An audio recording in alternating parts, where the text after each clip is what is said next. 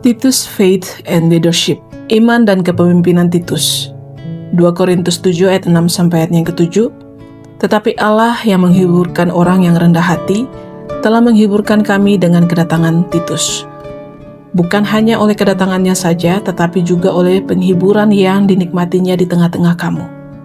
Karena ia telah memberitahukan kepada kami tentang kerinduanmu, keluhanmu, kesungguhanmu untuk membela aku, sehingga makin bertambahlah sukacitaku.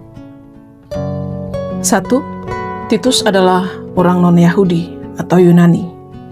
Titus dikenal sebagai seorang Yunani, bukan orang Yahudi.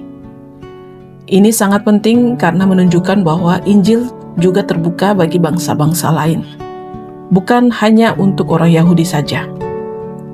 Galatia 2 ayat 3. Tetapi kendati pun Titus yang bersama-sama dengan aku adalah seorang Yunani, namun ia tidak dipaksa untuk menyunatkan dirinya. Paulus menyebut bahwa Titus tidak dipaksa disunat, walaupun ia orang Yunani. Yang kedua, Titus adalah murid kepercayaan Rasul Paulus. Paulus sangat mempercayai Titus. Ia sering mengutus Titus untuk menangani jemaat yang sulit dan sensitif.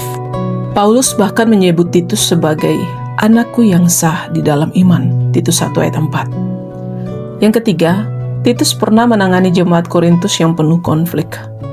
Jemaat di Korintus terkenal memiliki banyak masalah, perpecahan, dosa seksual, perselisihan, dan kesombongan rohani. Paulus mengutus Titus ke sana karena Titus dikenal bijaksana dan dewasa secara rohani. 2 Korintus 7 ayat 6 hingga ayat yang ke-7.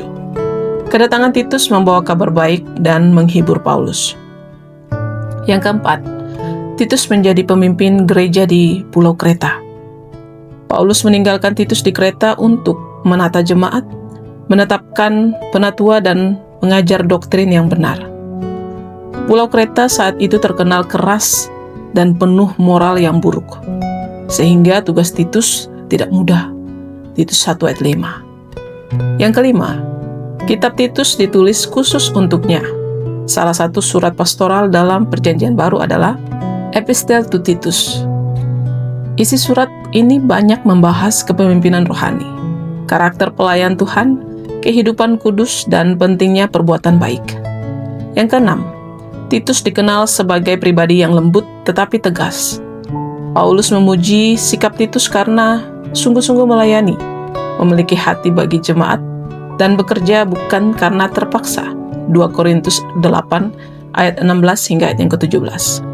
Yang ketujuh, nama Titus jarang dibahas tetapi pengaruhnya besar, walaupun tidak seterkenal Petrus atau Yohanes. Titus memainkan peranan penting dalam pertumbuhan gereja mula-mula. Titus adalah contoh pemimpin muda, pelayan setia, pribadi yang dapat dipercaya, dan pembawa damai dalam konflik.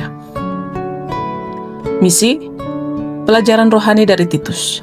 Titus mengajarkan bahwa Tuhan bisa memakai siapa saja, termasuk yang bukan dari latar belakang rohani. Kesetiaan lebih penting daripada popularitas. Pemimpin sejati bukan hanya pandai bicara, tetapi juga mampu membangun dan memulihkan orang lain. Jadilah teladan yang berbuat baik. Titus 2 ayat 7. Doa, ya Tuhan, kami bersyukur.